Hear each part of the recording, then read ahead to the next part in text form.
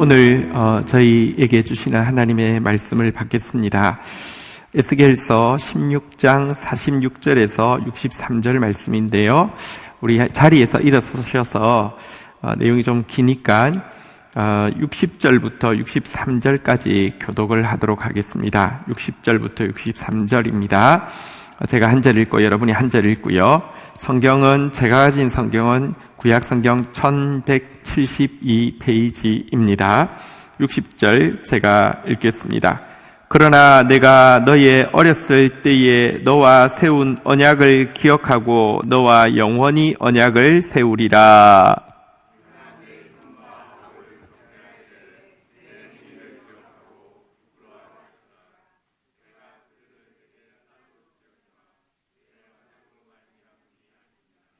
내가 내게 내 언약을 세워 내가 여호와인 줄 내가 알게 하리니. 63절 같이 읽읍시다. 시작.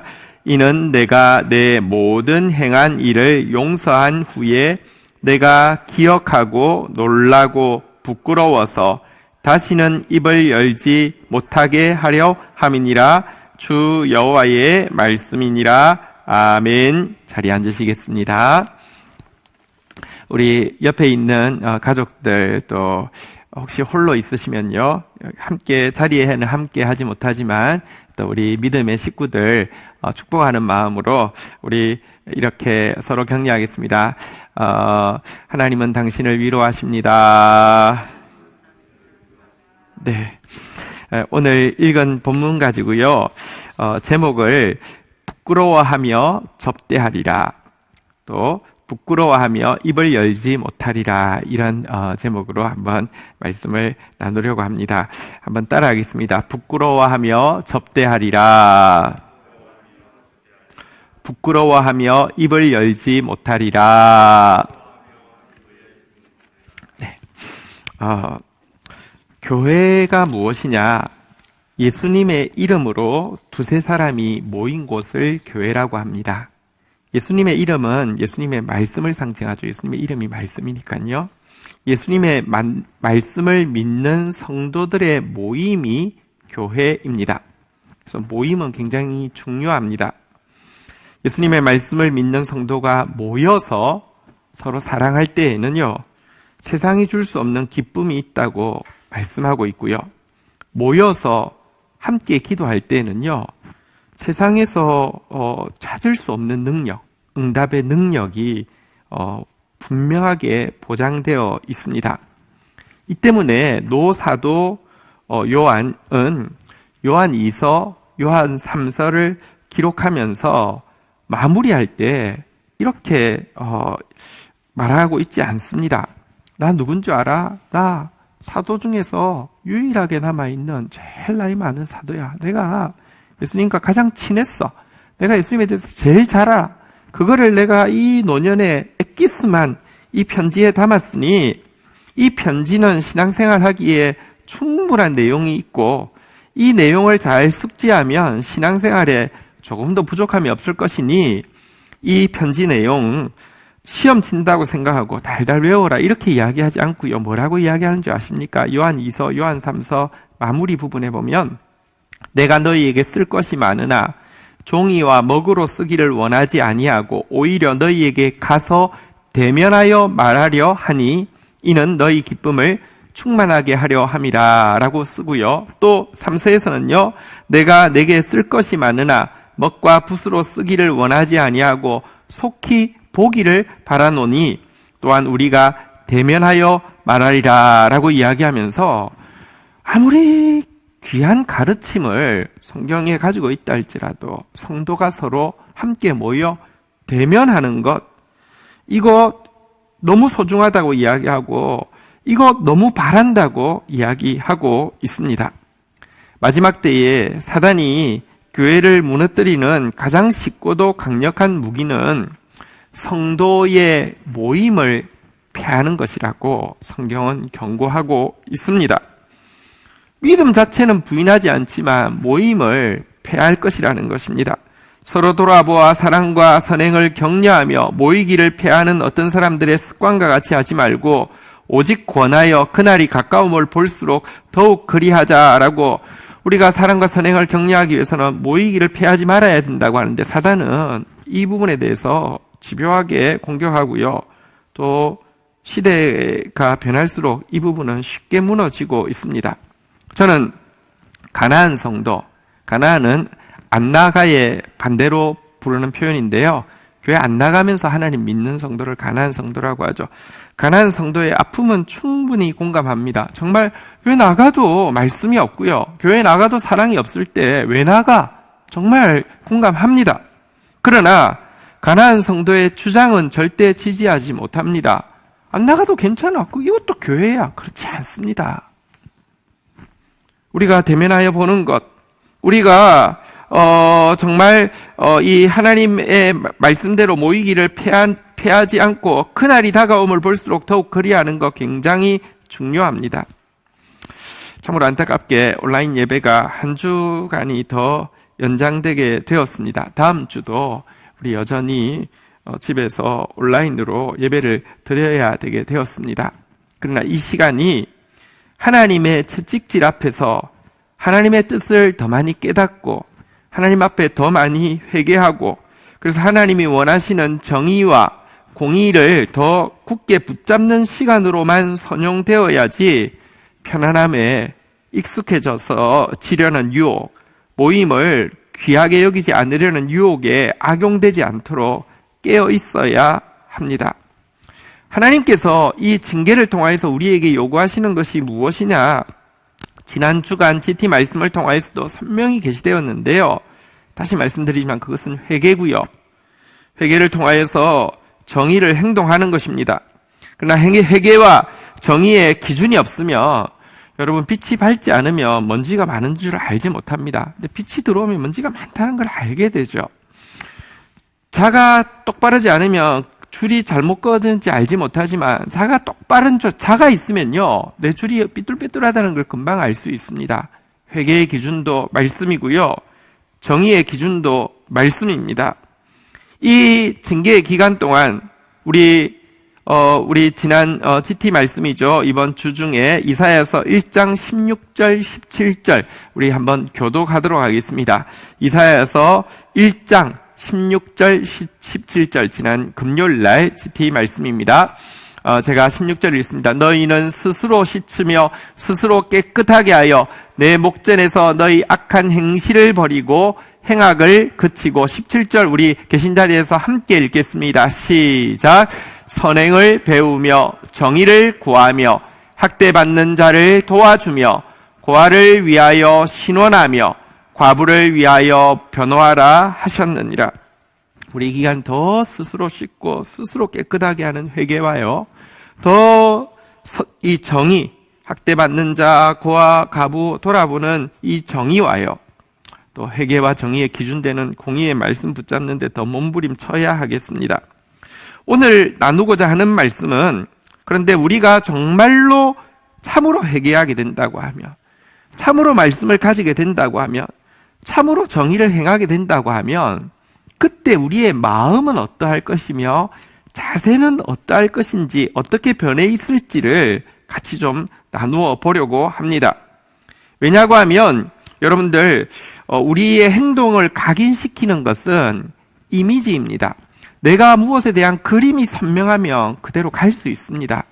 내가 정말로 참회했는지 내가 정말로 말씀 가지고 있는지 내가 정말로 정의를 행하는지는요 내 마음 자세가 어떠하고 내 마음이 어떠하고 자세가 어떠한지를 보며 알 수 있는데 그것에 대해서 오늘 그림 그리듯이 한번 나누어 보려고 합니다. 제목 한 번만 더 따라하겠습니다. 부끄러워하며 접대하리라.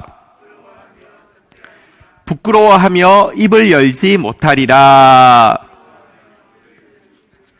여러분 회개가 진실한지 여부는 그 이후에 그 순간의 마음이나 자세가 아니라 그 이후의 마음가짐과 자세를 통해서만 정확하게 알 수 있습니다.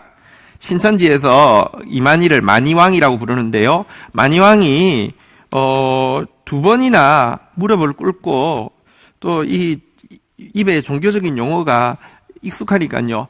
용서하여 주시옵소서 이렇게 말을 하면서 2번이나 무릎을 꿇었습니다.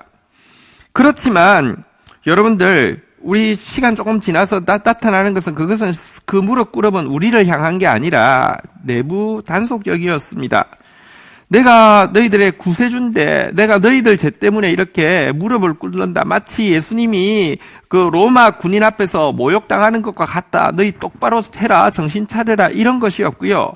그 이후에 나타나는 끊임없는 거짓말과 할 수만 있으면 자꾸 감추려고 하는 이런 자세들을 통하여서 이 회개가 가짜라는 사실을 온 국민이 지금 알고 있습니다.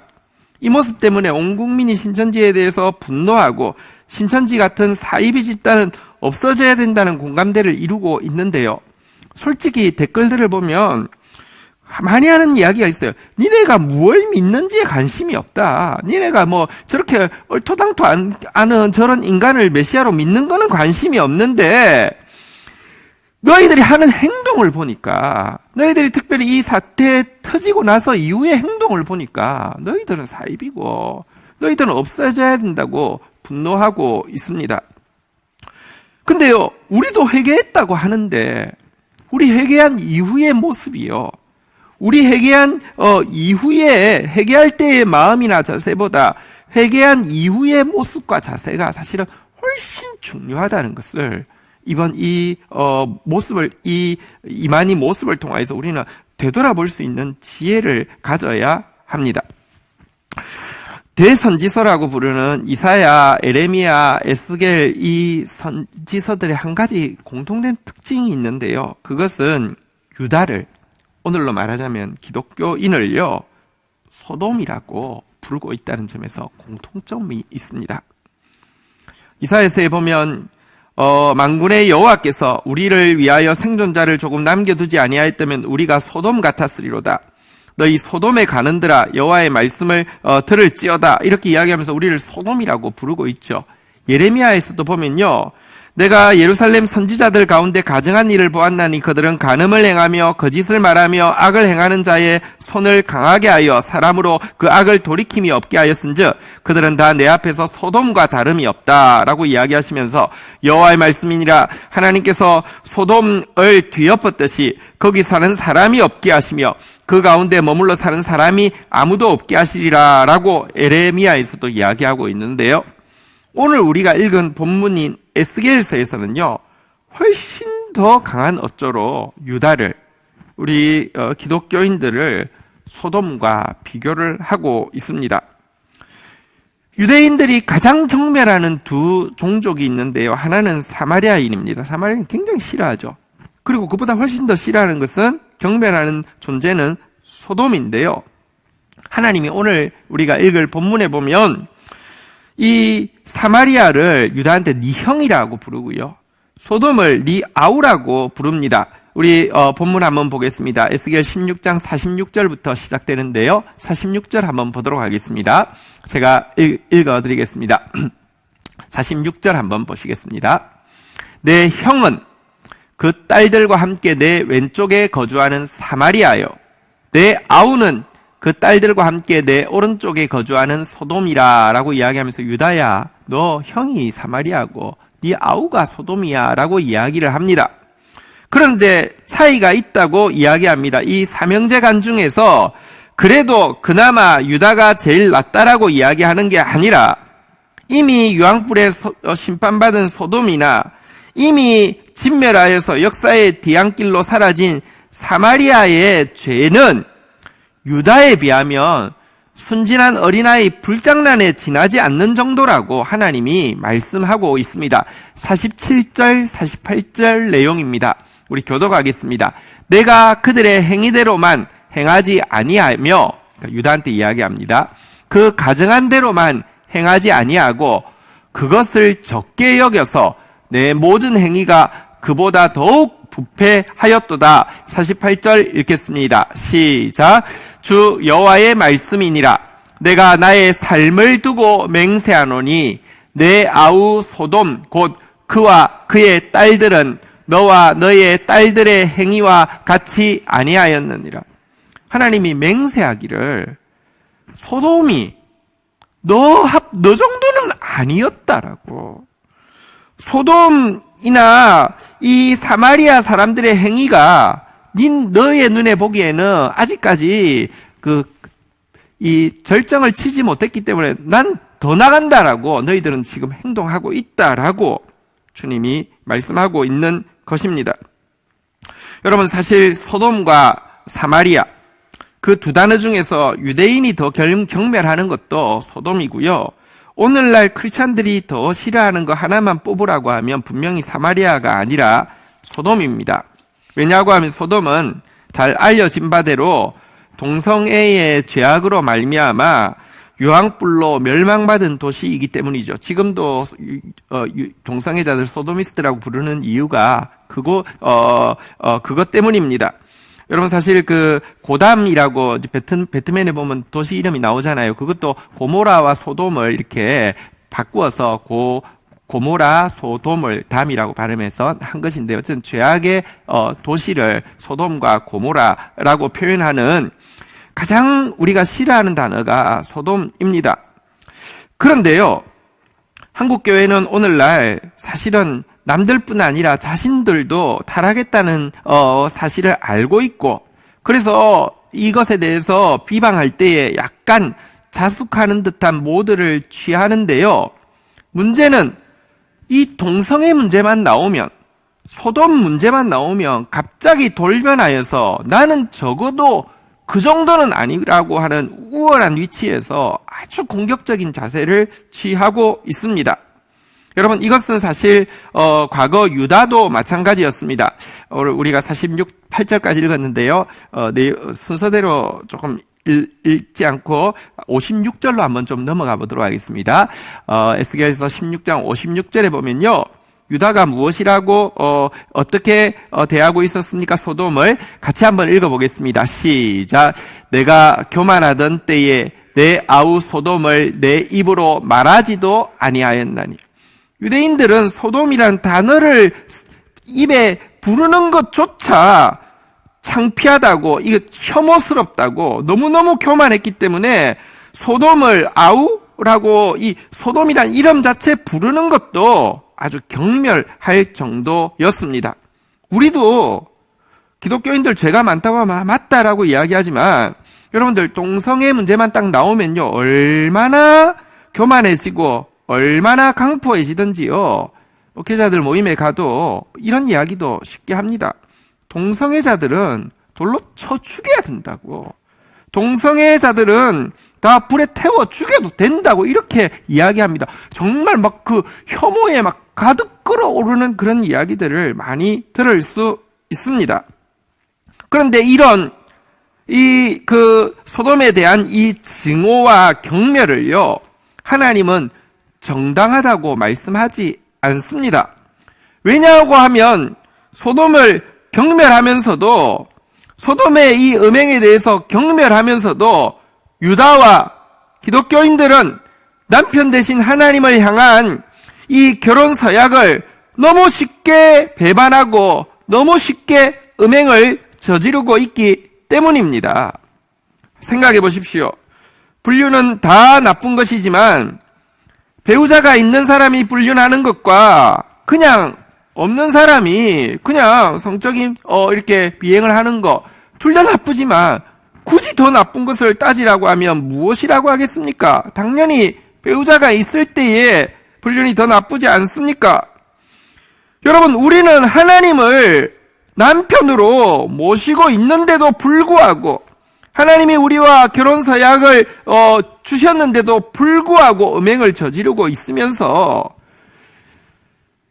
소돔의 범죄에 대해서 정말 증오하고 혐오하고 있는 이 모습을 하나님은 정당하다고 이야기하지 않는 것입니다. 그래서 57절에 가보면 이렇게 하나님은 말씀하십니다. 니네들이 교만해서 입에 담는 것도 경멸했는데 57절 한번 읽어볼까요? 시작. 곧 내 악이 드러나기 전이며 아람의 딸들이 너를 능욕하기 전이며 너의 사방에 둘러있는 블레셋 딸들이 너를 멸시하기 전이니라.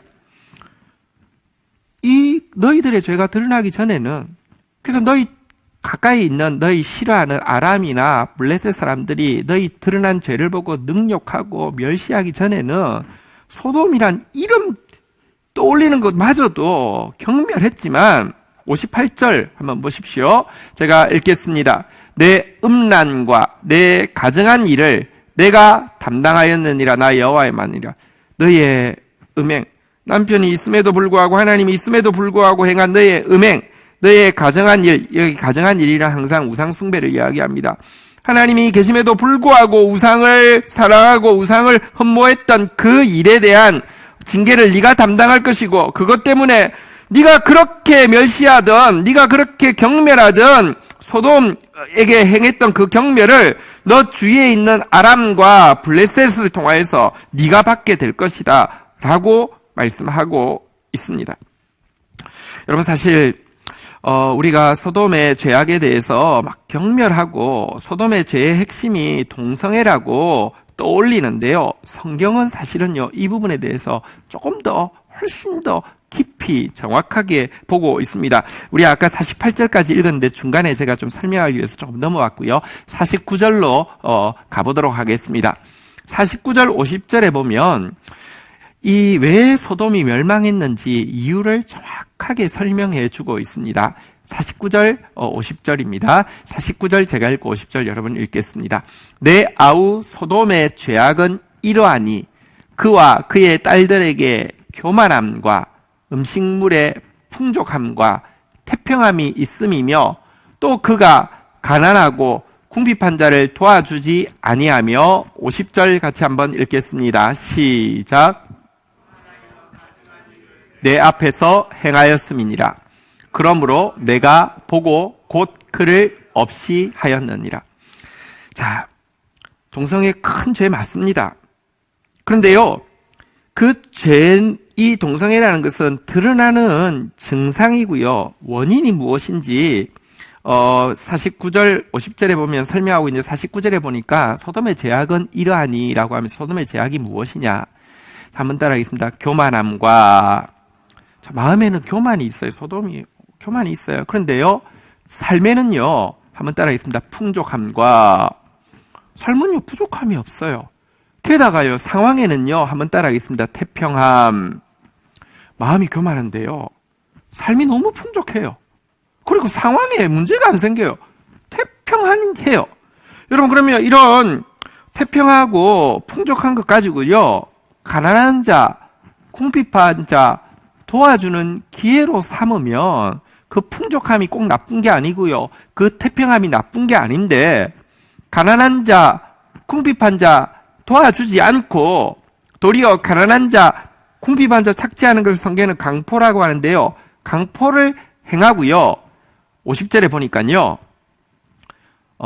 이 교만한 그들이, 한번 따라 있습니다. 가정한 일이 뭐라고요? 우상숭배라고 그랬죠.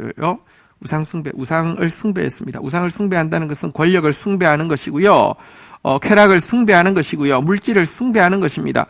여러분, 가정한 일, 우상 숭배하고 있으니까 가난한 자에 대해서는 착취하게 되고요.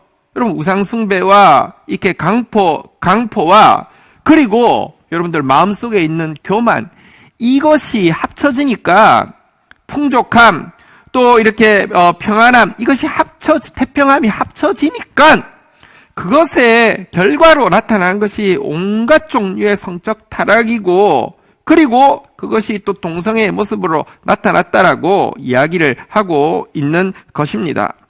성적인 타락과 동성애는 교만과 강포와 우상숭배로 말미암은 증상에 지나지 않는다고 이야기하고 있는데요, 우리가 그렇게 막 비방하고 있는데 소돔을 한번 되돌아보면요, 우리 안에 교만, 기독교인처럼 교만한 존재 없어요. 우리 안에 강포, 여러분 지금 정말 보면 우리가 정말 약자에 대해서 얼마나 무시무시하게 말과 행동으로 강포를 행하고 있는지 말할 수 없어요. 우리 안에 있는 우상숭배, 기독교인처럼 권력 좋아하는 사람 없고, 기독교인처럼 물질 추구하는 사람 없고, 기독교인처럼 숨은 부끄러운 쾌락에 자유롭지 못한 사람들 없으니, 여러분, 하나님은 우리가 이 소돔을 향해서 경멸하고 있을 때 네 숨은 모든 것들 드러내서 네가 주위 사람들로부터 네가 손가락에 했던 그 경멸을 당하게 할 것이다 라고 하나님 말씀하고 있는 것입니다. 여러분, 하나님의 이 말씀이 맞습니다. 51절로 우리 한번 가보도록 하겠습니다. 51절 다시 한번 하나님께서 이렇게 말씀하고 있습니다. 우리 같이 한번 읽도록 하겠습니다. 읽겠습니다. 시작. 사마리아는 내 죄의 절반도 범하지 아니하였느니라. 내가 그들보다 가증한 일을 심히 행하였으므로 내 모든 가증한 행위로 내 형과 아우를 의롭게 하였느니라. 여러분, 사마리아나 소돔, 동생인 소돔은 사실은 유다가 범하고 있는 죄의 절반밖에 안 했고, 사실 너의 죄는 이미 심판받은 사마리아와 소돔을 의롭게 하였다. 다시 말하면 이거 다시 재판을 해야 되는 거 아니야? 쟤들이 멸망했는데 유다 모습 보니까 걔들이 멸망할 정도였나? 라고 재심의 필요를 불러줄 정도로 악하다라고 말씀을 하고 있는 것입니다. 여러분, 52절로 한번 가볼까요? 한번 또 읽도록 하겠습니다. 시작. 내가 내 형과 아우를 유리하게 판단하였은즉 너도 내 수치를 담당하였지니라. 내가 그들보다 더욱 가증한 죄를 범하였으므로 그들이 너보다 의롭게 되었나니 내가 내 형과 아우를 의롭게 하였은즉 너는 놀라며 내 수치를 담당할지니라. 52절 약간 번역이 조금 애매하게 돼 있는데요. 유다가 네 형과 아우를 유리하게 판단하였은즉, 이 말은 원래 느낌은 내가 적어도 내 형이라고도 부르지도 않지만, 사마리아와 아우라고 부르지도 않지만 소돔보다는 내가 훨씬 유리해, 내가 훨씬 내가 훨씬 괜찮아라고 판단했지만 너의 수치를 담당할 것이다. 왜? 네가 그들보다 훨씬 가증스러운 악을, 우상숭배 훨씬 더 많이 하고 있었고 그들이 너에 비하면 도리어 의로울 지경이 되었으니 너 때문에 소돔과 사마리아가 의롭게 될 것이고 너는 수치를 당하게 될 것이다 라고 하나님께서 공의로 심판하고 있는 것입니다. 왜 이렇게 자꾸 유다에 대해서 소돔보다 못하다고 이야기하느냐? 어떤 의미에서는요, 기독교인들이 소돔 사람들보다야 낫지 않을까요? 그런데요, 아까도 말씀드렸지만 배우자가 있는 상태에서 바람 피우는 거 하고 그냥 청년이 그냥 성적으로 타락한 거 하고, 여러분들 같이 잘못이지만 사실 경중을 따지자면 전자가 훨씬 악한 거잖아요. 여러분, 우리는 특별히 하나님의 말씀을 가지고 있어요. 말씀은 하나님과 우리가 맺은 결혼 서약인데요. 말씀이 있는 우리가 범죄하는 것과 말씀 없는 소돔이 범죄하는 것 중에서 하나님 앞에서 무엇이 큰 죄가 되겠습니까? 하나님 앞에서 말씀이 있는 우리가 범죄한 것이 훨씬 큰 죄라는 것입니다. 우리 59절, 아까 제가 소돔 이야기하느라고 중간을 이미 보았는데요. 59절 이제 넘어가서 한번 좀 보면요. 한번, 하나님께서 이렇게 말씀하고 있습니다. 같이 읽겠습니다. 시작. 나 주 여호와가 이같이 말하노라. 내가 맹세를 멸시하여 언약을 배반하였은즉 내가 내 행한 대로 내게 하리라. 하나님과 결혼 서약했고 하나님 우리에게 사랑의 약속의 말씀을 주셨는데 이거 가지고도 범죄했기 때문에 하나님은 우리를 이렇게 행위대로 하나님께서 심판하실 수밖에 없다라고 이야기하고 있습니다. 자, 그런데요, 참 놀라운 것은 하나님은 사람이 아니라는 점입니다. 우리는 언약에 신실하지 않았지만, 그래서 이 언약을 깨트려서 우리 멸망할 수밖에 없었지만, 하나님은 우리와 맺은 언약을 끝까지 기억하시고 징계하시지만 징계하시는 이유가 죽이기 위함이 아니라 고쳐서 다시 한번 신실한 고울로 의의 성읍으로 만들기 위함입니다. 그래서요, 60절에 보면 놀라운 반전이 일어납니다. 같이 한번 읽도록 하겠습니다. 시작. 그러나 내가 너의 어렸을 때에 너와 세운 언약을 기억하고 너와 영원한 언약을 세우리라. 다시 너를 나에게 신실한 아내로 만들 것이고 다시 너희 공동체를 의의 성읍으로, 말씀 가진 성읍으로 만들 것이야 라고 하나님이 말씀하고 있습니다. 여러분, 이것은 하나님의 결심이고요. 이 결심이 우리 가운데 이루어질 때의 우리의 모습은 우리가 정말로 진실하게 회개하고 진실로 공의를 가지고 진실로 정의를 행하는 순간인데요. 이때 우리의 모습과 우리의 마음이 어떠할지를 61절이 잘 보여주고 있습니다. 61절 오늘 주제 구절입니다. 같이 읽겠습니다. 시작. 내가 내 형과 아우를 접대할 때에 내 행위를 기억하고 부끄러워할 것이라. 내가 그들을 내게 딸로 주려니와 내 언약으로 말미암음이 아니니라. 우리가 정말로 회개하고 공의의 말씀을 가지고 정의의 행동을 가지게 됩니다. 물론 우리 때문에 된 건 아닙니다. 하나님이 우리와 맺은 언약을 포기하지 아니하시고 영원한 언약을 세우기 때문에 이런 변화가 일어난 것입니다. 그러나 이런 변화가 일어나면 어떻게 되느냐? 내 형과 아우를 접대할 때에, 과거에는 형이라고 부르지도 않고 아우라고 부르지도 않고 경배를 했는데, 여러분, 우리가 새롭게 되고 나면 어떻게 되느냐? 우리가 사마리아를, 우리가 소돔을 접대할 것이다. 손님 대접할 것이다. 정말 잘 섬겨드릴 것이다. 라고 이야기합니다. 섬겨드리는데 어떤 마음으로 섬기느냐? 내 행위를 기억하고, 나 사실은 소돔보다 훨씬 더 더러웠고, 나 사실 이 사마리아보다 갑절이나 더 악했어 라는 사실을 기억하고, 한번 따라하겠습니다.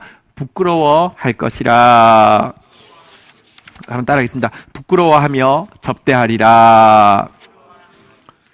정말로 회개하면요, 정말로 말씀과 정의를 가지게 되면요, 정말 우리 주위에 있는 소돔과 사마리아를 접대할 것인데 부끄러워하는 마음으로 접대하게 될 것이라는 것입니다. 그렇게 되면 하나님이 내가 그들을 내게 딸로 주려니와 소돔을, 사마리아를 교회에게 딸로 준다는 것입니다.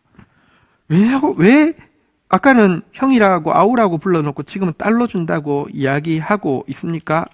부끄러워하는 마음으로 접대할 수 있는 사람에게만, 영혼을 품을 수 있고 양육할 수 있는 사람에게만 하나님께서 영혼을 맡겨주신다는 뜻입니다. 혐오하고 증오하고 차별하는 사람에게는 영혼을 맡겨줄 수가 없습니다.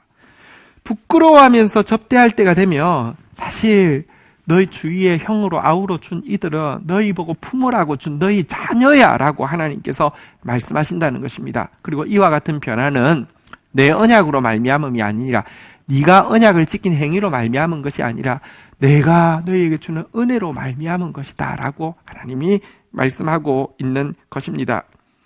그러면서 다시 한번 62절에 보니까요, 이거 전부 다 내가 내게 내 언약을 세워 내가 여호와인 줄 내가 알게 하리니. 부끄러워하며 접대하면서 스스로 감동할 수 없습니다. 왜냐고 하면 이런 변화 역시, 이런 마음가짐과 이런 자세 역시 하나님께서 일방적으로 언약을 허락해 주시고, 우리는 일방적으로 그 언약을 깨뜨렸지만 하나님께서 다시 한번 일방적으로 그 언약을 영원한 언약으로 회복시켜 주셨기 때문에 가능하다라는 것입니다. 여러분, 이와 같은 변화가 일어나는 날 63절도 주제의 성구입니다. 우리 같이 한번 마지막 절입니다. 같이 읽겠습니다. 시작. 이는 내가 내 모든 행한 일을 용서한 후에 내가 기억하고 놀라고 부끄러워서 다시는 입을 열지 못하게 하려 함이니라. 주 여호와의 말씀이니라. 영원한 언약이 회복되는 날, 다시 말하면 우리가 참으로 회개하고 참으로 정의를 행하게 되고 공의를 가지게 되는 날, 우리는요, 우리가 행했던 모든 일들과 그것에 대해서 주께 받은 용서를 기억하고는 놀라게 될 것입니다. 내가 이렇게 악했는가? 아니, 하나님은 이런 나를 어떻게 선택할 수 있었지?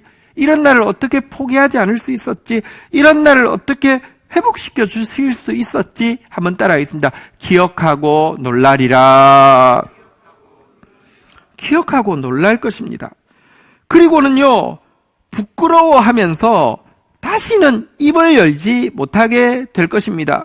여러분들, 내가 부끄러워하면서 접대를 했지만, 여러분, 내가 접대한 행위에 대해서 나는 다 변화되었어. 나는 이제 소돔을 품을 수 있고, 나는 이제 사마리아를 사랑할 수 있어 라고 하면서 자기 자신에 대해서 감동하지 못하고요, 부끄러워하며 다시는 입을 열지 못하게 될 것이다. 무슨 말입니까? 이 모든 것이 은혜로 된 줄 알기에 만입이 내게 있어도 하나님 찬양하는 것 외에는 나는 자랑할 것이 한마디도 없습니다 라는 고백을 가지게 될 것이라는 말입니다. 한번 다시 따라하겠습니다. 부끄러워하며 입을 열지 못하리라. 그렇게 되면 그때 우리가 부르는 입만 열면 나오는 주님을 향한 찬양은요, 하나님께 진짜 영광이 될 것이고요, 손만 펼치면 행하는 소돔과 사마리아를 향한 접대는요, 정말로 영혼들에게 축복이 될 것이다 라고 말씀하고 있습니다. 우리가 다 알고 있고 우리가 외우기도 하는 너희는 그 은혜에 의하여 믿음으로 말미암아 구원을 받았나니 이것은 너희에게서 난 것이 아니요 하나님의 선물이라 행위에서 난 것이 아니니. 한번 따라하겠습니다. 이는 누구든지 자랑하지 못하게 함이라. 자랑할 것이 아무것도 없는 것. 오늘 말씀을 정리하겠습니다. 우리가 참으로 회개하고 참으로 정의를 행하게 되고 참으로 공의의 말씀을 가지게 된 사람의 마음가짐은 어떠하냐, 자세는 어떠하냐, 한번 따라 하겠습니다. 부끄러워하며 접대하리라. 부끄러워하며 입을 열지 못하리라. 정말 이렇게 되게 순수한 사람 있잖아요. 그래서 누가 무슨 말하면 얼굴 빨개지는 사람 있잖아요. 남을 대접하면서도요, 얼굴 빨개지면서 대접하고, 남이 칭찬해줘도요, 얼굴 빨개지면서 아무 말 못하는 그런 모습.